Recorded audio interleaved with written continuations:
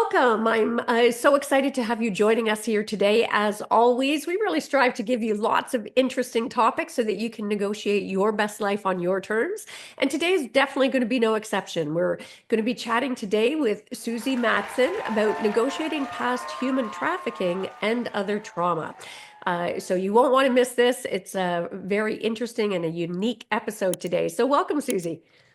Thank you so much. Thank you, Cindy, for having me. And for those of you who may not know her, Susi's an international coach and a speaker, and she helps people transform past wounds into wisdom, which I love that saying. And she's also the founder of From Me to You movement, and she's dedicated to helping others make peace with their past traumas. And let's face it, we all have trauma to some degree, some more than others. So definitely stay tuned. So, Sussi, why don't we jump in? I mean, you have had certainly quite a traumatic childhood story that I suspect inspires your current work helping others overcome trauma. Do you mind sharing that story? I didn't want to share it without your permission. Of course. So when I was 8 years old, my mom passed away from cancer, and my parents was divorced prior to that. So I needed to live with my father and move into him and his new wife. And after 6 months, we discovered that he had made a false passport and bought me a one-way airline ticket to take me down to Southern Europe. And after being abused by him for 6 months and finding out that he was about to sell me to strangers in a foreign country, I decided to run away from home to save myself and not board that plane straight to hell. Well, and if you don't, I mean, I know this is some time ago, but 8 years old, I mean, that it's almost too much to just wrap your head around. How did you have the wherewithal at 8 years old to be able to negotiate survival, frankly, at that stage? Well, from my adult perspective, I can look back now and see that the extremely strong driving force was the dream of a better life. Yeah. But I didn't know how and I didn't know where. Yeah. I just knew that there has to be something better than this. Yeah. And when you don't have anybody who can save you, well, you need to save yourself. Yeah. And I thought when I was 8 years old, I thought I was worth saving. So I do believe that from this perspective, when I process my past, Yeah. that is 2012, 34 years later, this happened. I really realized that that dream was so extremely strong, and that was the one thing that kept me moving and to run away from home and not accepting to be sold or Yeah. I had just $1 in my pocket My gosh. and that's what did. So Yeah. yeah. Well, and for our listeners, I want you to just take a moment to let that settle in. How strong that sense of self-love that Susie had at that tender age was enough of a driving force to help her push through circumstances that most would find unimaginable. So I really invite you to practice some self-love and recognize that you are worth it. If an 8-year-old Yeah. child had the intuitive knowledge that she was worth it, surely Mhm. we do. And Susie, I'm wondering what's one thing that you wish you could go back and tell your 8-year-old self now? Well, in 2012, when I processed all this, because I found myself in a position of being very successful in my business, yet in my personal life, Yeah. it was something really missing. There was like a unfulfillment, a hollow kind of sense in my soul. Yeah. So I decided to go back and write a letter to this little brave girl because I couldn't identify myself with her. Yeah. And that is a big insight that in adult life, you're not seeing yourself as brave, as bold, and taking action. But I could see in that little girl that she actually literally saved my life Yeah. because she took action and she followed through and she believed and she fight. So I had this challenge with I couldn't identify myself with her. So I needed to write her a letter to at least say thank you for saving me. Yeah. And I think that was such a huge transformative experience to Yeah, go back and give power to that little girl from adult perspective, and just wanted to say to her, thank you. that's beautiful. So And yeah, it's funny as you were saying that, Susie, I'm thinking normally we're like, what advice do we want to give as an adult to the child? But in this case, it was almost the opposite because the lesson yeah, came from that 8-year-old child surviving. yeah, Just yeah, gorgeous. yeah. Now, do you mind?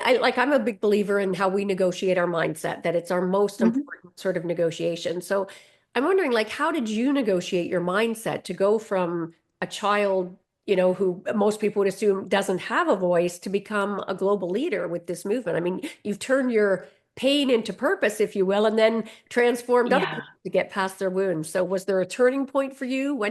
How did that happen? I believed I reacted as a lot of other people do, because we think we are okay, we don't talk about it, we close the door, Yeah. and then we keep moving. And in that space, we create kind of a new normal, because this feels like normal for us to operate from that platform, from that perspective. And in that phase, we actually create kind of survival patterns. And those are protecting us from actually going back in that deep, dark Yeah. exposure of the trauma. So it's really hard to describe. Yeah, it's hard to describe, but I do believe that. Well, let me get back to that Okay. later on, and we go, yeah, Okay. because No I worries. really want to think about it a little while. So Okay, absolutely. yeah, Now, thank you. I started Art of Feminine Negotiation and Women on Purpose Hmm. to reframe leadership and success, how Hmm. we define it, how we look at it, how women can reframe leadership, not through a dominance perspective, but more through, radical self-awareness and emotional fluency, which is language I know you use. I wonder if you could Yeah. talk about how you negotiated your way from powerlessness, or at least perceived powerlessness, to purpose, and how can other women do that as well, using sort of intuitive listening or that inner inquiry? Mm. Well, it all started with being true to yourself. Yeah. I do believe that we are telling ourselves a story, and that becomes our reality. But being true to ourselves and not pretend that things didn't happen, and acknowledge the truth. Yeah. And I do believe when we can acknowledge something happens with your body and your soul, because there is a shift happening. Yeah. And I do believe that I teach a tool. It's called Wisdom Pause. And it's all about to pause long enough to notice the difference in your emotions. So you can ask yourself questions like, how do I feel right now? Is this the right way for me to go? Where does this feeling come from? Yeah. And so forth. So I think that emotional fluency means that we stop fearing fear and anger and all those negative emotions and grief, and start using them as driving force or information Yeah. to move forward and get better. Yeah. I like that. Yeah.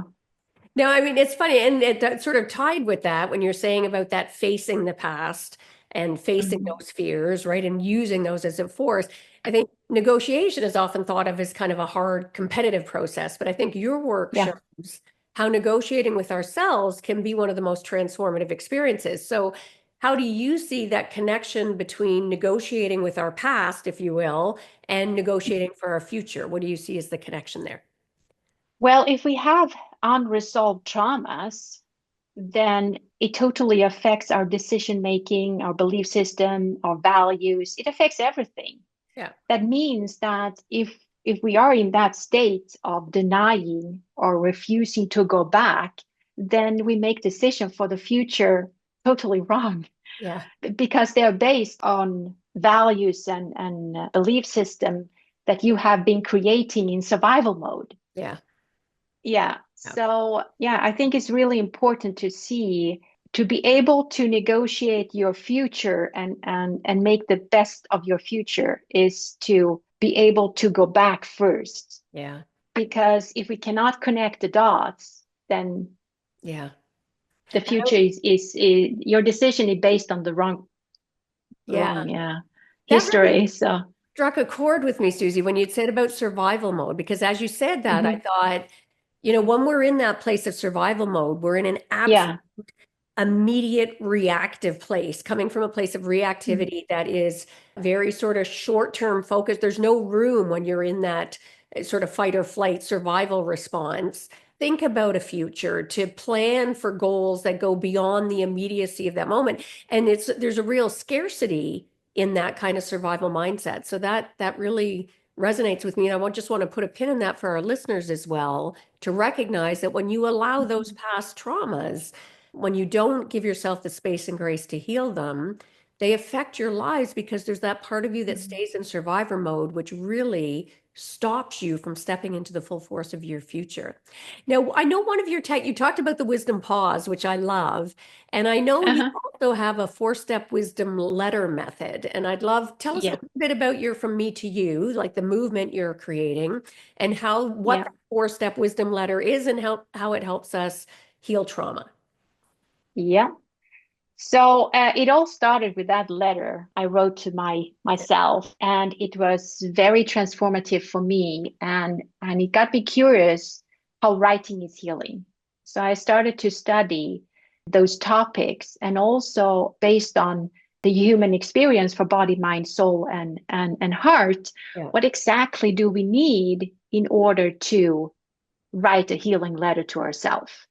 And when I studied that, it became really obvious that it's not just what we need, but also in which order do we need to address it in the letter.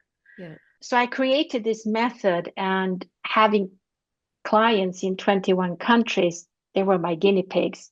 Yeah. So I was testing out the method, and they got this beautiful response and results. And I thought, well, if they can do it, then it's kind of selfish for me to keep it to myself. And so based on my clients and all the network, it's kind of spread word of mouth. Yeah. And suddenly we had letters from all around the globe. They were sending in their stories Wow. of trauma, of wisdom, of forgiveness, of power and gratitude and everything. And so the movement was kind of started by itself, not deliberately from me, Yeah. but from all the people around the globe joining this platform and wanted to share the story and leave their legacy. Oh, So how so beautiful. the yeah, yeah. So the four-step method is obviously first to acknowledge your wound. That is the first step we need to do, and absolutely write your truth. Yeah. Brutally, honestly, write your truth. And from then we are able to identify and acknowledge our life lessons. Yeah.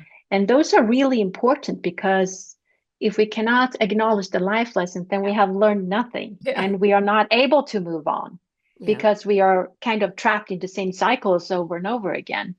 So the step two is the life lessons. And then step three is the wisdom. That's your time to share and pay forward. What advice can you give to others who are currently struggling and in pain and suffering?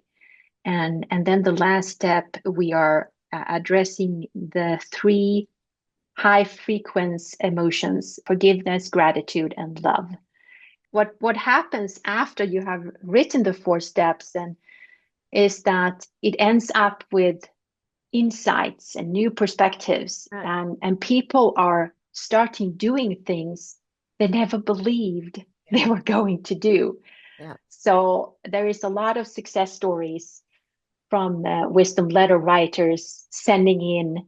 One guy, he had his mother who was in jail, and he had not visited her for 15 years. Wow. And after writing his wisdom letter, he called me and he said, Sussi, I booked a flight.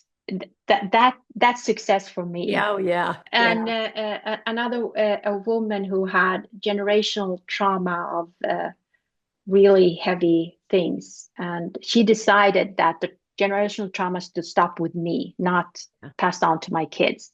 Yeah. And when her kid could feel safe and love in the home environment, Yeah. that is success of the four step Yeah. method. it's really powerful, and I'm so happy to hear all the good stories that is happening out there. Well, and thank you for sharing it with us. I mean, some people always try and hold it close to their vest with that scarcity mentality. So I love that you're so Yeah. gracious to share with others. And because Susie's Yeah. so gracious, sort of sharing that method, in some ways it's so simple and yet it's so profound and powerful. And I want to take Mhm. a moment to challenge our listeners to find any trauma in your life that you have not fully dealt with or resolved, or frankly, even if you think you have, I challenge you to do that four-step wisdom letter process that Sussi has just shared with us.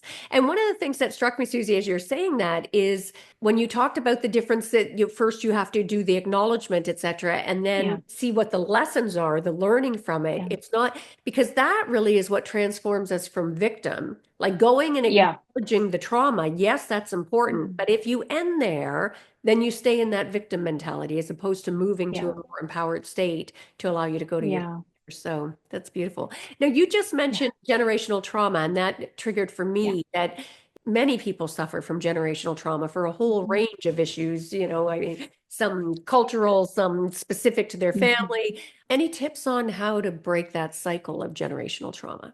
Well, we need to speak up. Yeah. We cannot keep any secrets anymore. I have worked with a lot of clients who have kept secrets from spouses, from children, from family because they're afraid to tell, they're ashamed, they're guilty. They feel a lot of all these negative emotions, Yeah. and all those silence them. Yeah. So the best thing you can do is to actually let's hear your voice. Just say it. Yeah. Just speak up and tell the story. And it doesn't have to be perfect. It doesn't have to be exactly, but it has to be your truth. Yeah. This is how I experience it. And if somebody else has a different story, that's fine. Yeah. But you need to address your story. So I think that's actually the first step, because I have had wisdom letter writers who are coming to me and says, I don't want to leave my name. And why is that? Well, my wife doesn't know. Yeah. Yeah. So, to break the generational trauma, the first step is actually to tell your story. And for those people who are around you, they need to listen, not fix you, just listen, Yeah. and not leave, because a lot of people are afraid that if I share my story, people will leave me. Yeah. They will not be my friend anymore. They will divorce me or Yeah. whatever. Yeah. Yeah. And there's such a Um, freedom in expressing it, right? And it's funny when we talk about keeping those secrets, as you said that, I was thinking it's yes, we keep those secrets from family, from loved ones, from, mhm, our children. And I think in some ways we often keep those secrets from ourselves even, right? We don't acknowledge them, we don't really express them, and they get buried and they become like little toxic poison that mm, leaches out into our system when we don't address it. So very powerful. yeah. Now you had Yeah. Yeah. mentioned about survival a couple of times, and I Mhm. mean, we have these really destructive, I think, often subconscious survival patterns that just keep repeating. So, do you have any suggestions on, in addition to your wisdom letter, are there other ways Mhm. as well where we can help unlock those sort of destructive subconscious survival patterns? From my experience, people are having a hard time identifying survival patterns, Yeah. because if they have been living in that state for like 20 years, Yeah. that Yeah. is their day-to-day life. That is how it looks like. So that is their normal. But when we are trying to uncover bit by bit the past, we can see that there is uh, effects in relationships, in how you're parenting your kid, how you are as a spouse, or how you are as a leader, and etc. And I think if you're not able to have an honest look with yourself, then you need somebody else who Mm, you trust, yeah. who are able to say, well, maybe you can consider this and this and this. Because a lot of people are stuck in so many years that they're not able to see it. I have I have clients, executive coaching clients, that are saying, oh no, that's fine. That's 30 years ago. Yes. But they're still affecting how they are as a leader. They're Yeah. still affecting how they treat their employees or how they are to the wife and, the kids. So even though there has been 20 years or 10 years or you, Yeah. yeah, it's really hard to identify it yourself. You need help. Somebody needs to be brutally honest with you, Yeah. and you need to listen Yeah. and say, I hear you. I Yeah. can see, I can connect the dots between that is my values now because of, Yeah. Yeah. yeah, It's funny how other people can sometimes see us more clearly than we can see ourselves because there's so much baggage there, like, little, yeah, like a fuzzy gauze in front of our face that kind of blocks us from seeing through. Now, can you yeah. share just a few tips on how to be more emotionally fit? Be emotionally more emotionally fit is one tip is write down a journal every morning or Hmm. every evening. That's really good. Keep your tracks on what you're feeling, why it's coming up, what happened, what triggered, Yeah. etc. Another way that I find very positive is actually I used to play this game with my clients that they should say the alphabet but only use positive words starting with A. Oh, I like that. And if you're using, and that seems like a funny game, but if you are train yourself using positive words, Yeah. then you kind of block out the negative words that comes with negative emotions. So that is another tip. Also, emotional fit. Well, you can take care of your body and your soul Which is, because they actually speaks your truth. yeah. So if you're not taking care of your health, overall health, Yeah. then it's easy to get this fatigue feelings, anxiety Yeah. feelings, depression feeling, you're not enough feelings, Yeah. all those negative emotions that actually shrink you and lower your self-belief. So that's another tool to Sure. use. Great tips. Yeah. I like that alphabet game with the positive words. Because, and again, for our listeners, you're getting all kinds of challenges here today. I challenge you to do that. Make that a new practice as you, and even if it's as you're Yeah. going to bed, lying, while your subconscious is most receptive, Yeah. you're going through, Yeah. because we have, our reality is determined by the meaning that we attach to things that happen in our life. Mhm. So the more we train Yeah. ourselves to use, as Susie says, those positive language to become part of our Yeah. vocabulary. I was stunned at that study that the Cleveland Clinic did where, the average person has, I forget what's like 60,000 thoughts a day, and it's something where in the Yeah. neighborhood, 80% of them are Yeah. negative and repeating thoughts. Like Exactly. imagine the power of swapping that out with more positive. I think that would be, But as I said, it's a simple game, but we have had so much fun because when the executive coaching clients are going through my coaching program, I always give them this exercise. yeah. And sometimes it had happens a couple of times that they email me and say, "Oh, everybody's laughing because the employees is laughing at me because they're saying, oh, so Susie had been coaching you, dot, dot, dot."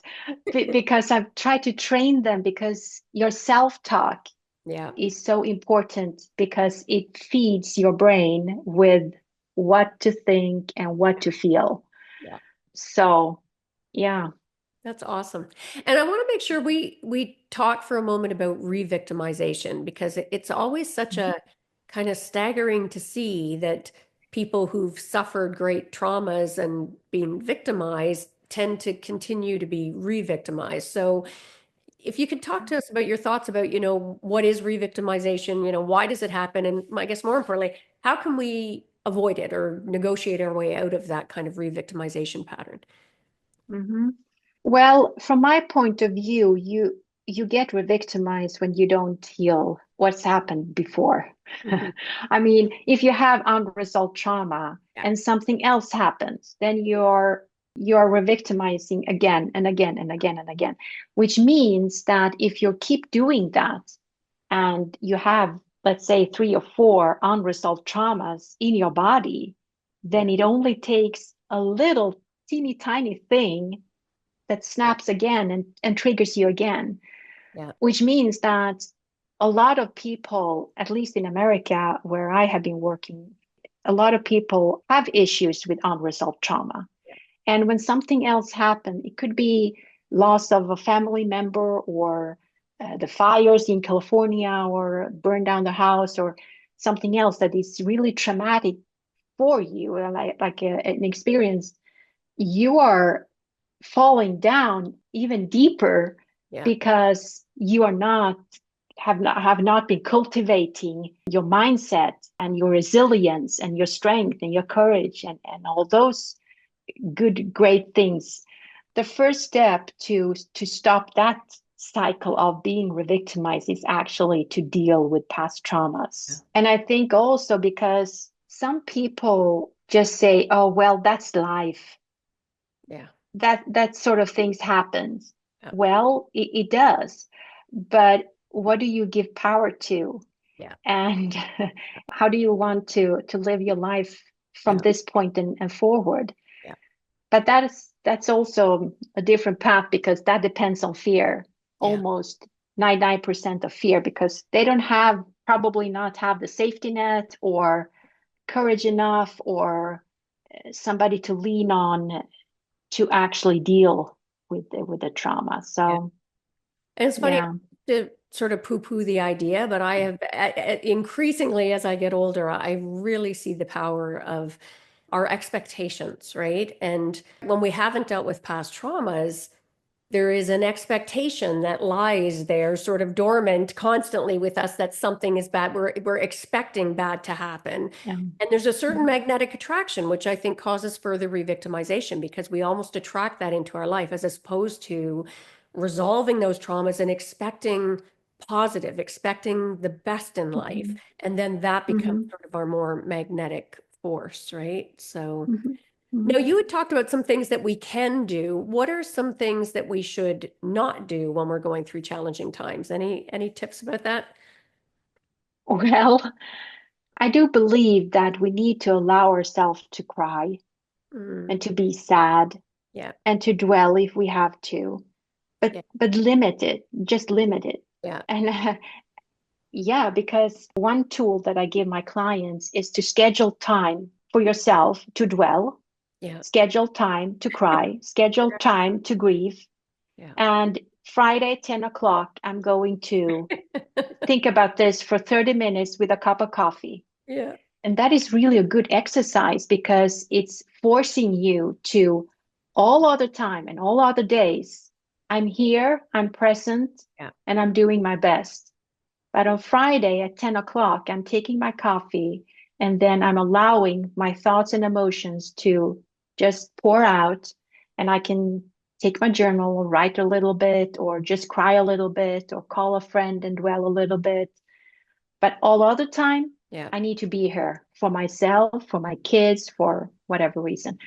I think that is the absolute best advice yeah, because otherwise we are kind of falling down and and then we are allowing ourselves to be sad because this happened to us yeah, instead of okay, this happened and now I need to take care of myself. And one part of taking care of yourself is not be in the valley for too long. You yeah, need to climb up.